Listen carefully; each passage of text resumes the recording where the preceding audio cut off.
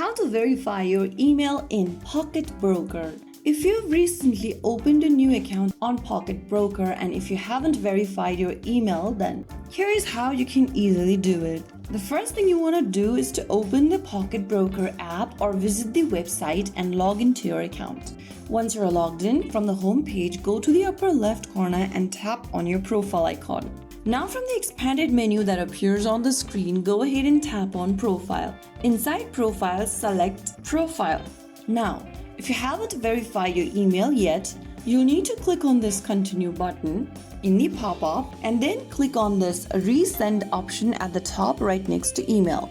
Now, you'll receive a verification code sent to you via your registered email. Go open up your email service provider's inbox. Open the email and then click on Verify Email. Once you do that, your email address will be verified. Get back to the Pocket Broker app and your email will be verified now. And that's it. Your email address is now verified, helping keep your account more secure and ensuring you receive important account notifications. If you found the video helpful, don't forget to like, share, and subscribe to our channel. I will be back again in the next video. Thank you for watching.